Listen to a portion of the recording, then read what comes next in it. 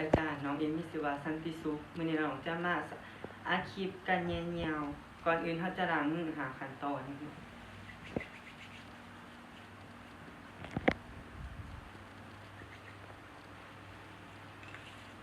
สบายดีพอซื้อยังเด้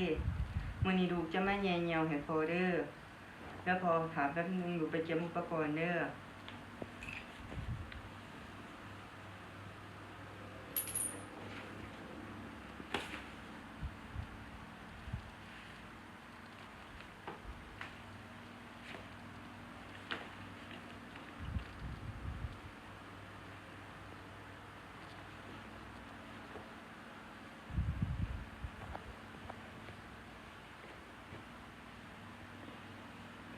เราจะให้คนเจ็บนอนสั่นหัวเข่าเนาะ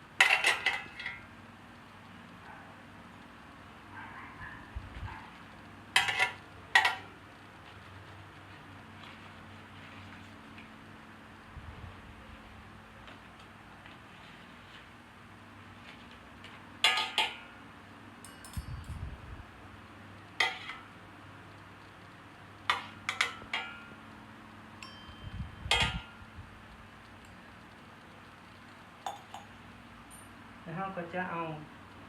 วัสดินเนาะทาผาแซ่ไว้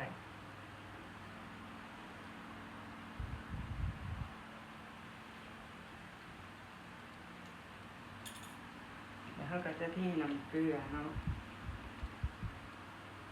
ก่อนที่เราก็จะเททิ้งก่อนแล้วก็เบตาลินเนาะ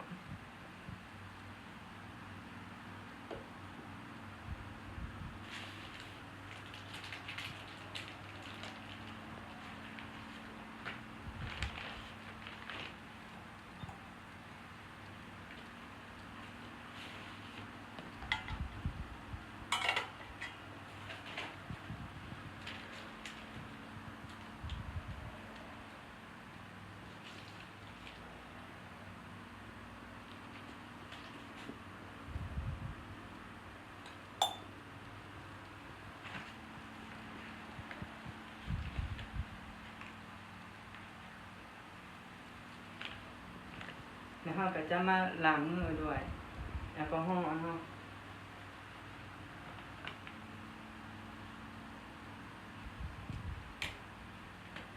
ปกติแล้วแม่นเราจะใส่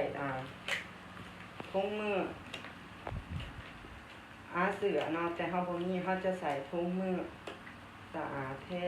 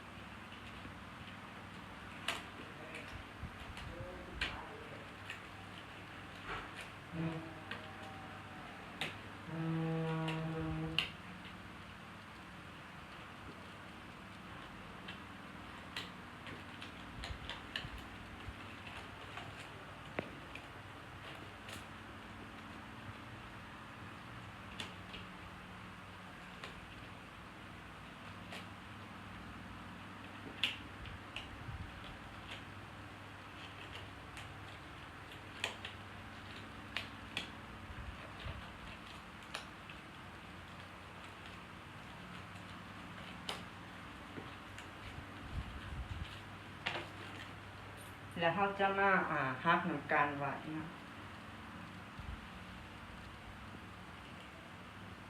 แล้วเขาจะมาดูดเอาหนังการไหวอยู่ประมาณ10 cc เนาะ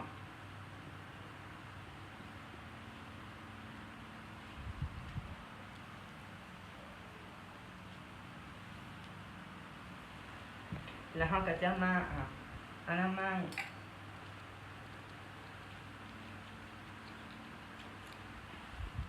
สำหรับชั้นหญิงเป็นเขาจะใส่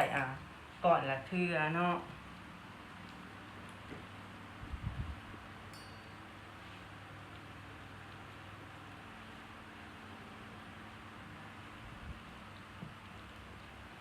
แล้วสุดท้ายแม่นเขาจะมาเซตบอลที่จะแย่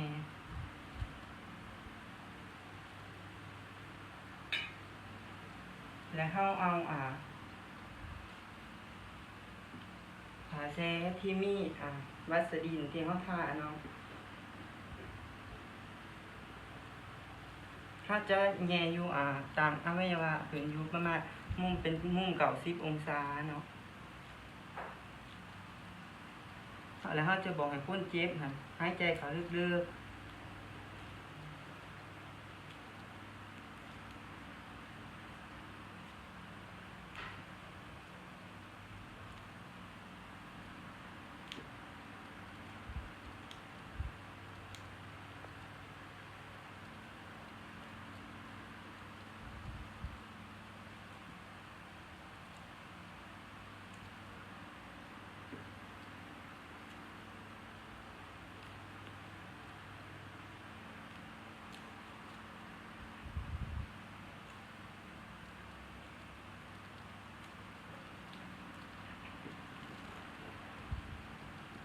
แล้วเขาก็จะบีบนี่ไว้เนาะเพื่อบ่ให้น้ำเหี่ยวแล้วก็เอา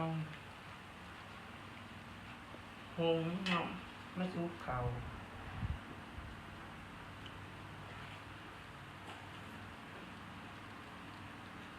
แล้วเขาจะมาสีดนำกันเขาเนาะ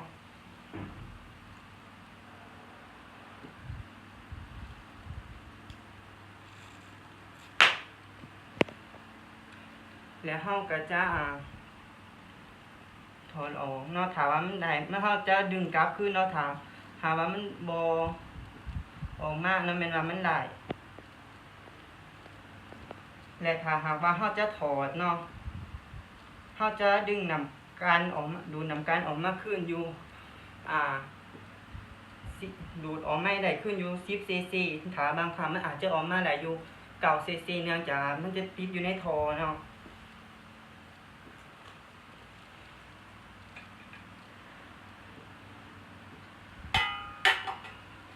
แล้วเขาก็จะเก็บเนี่ยอุปกรณ์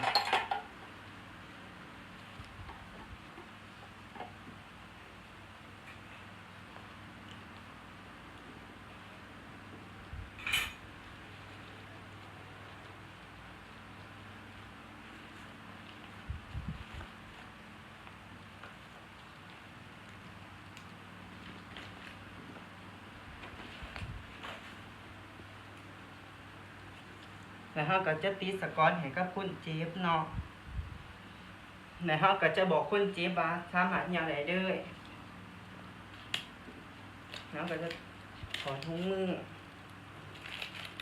แล้วก็หามือขั้นตอน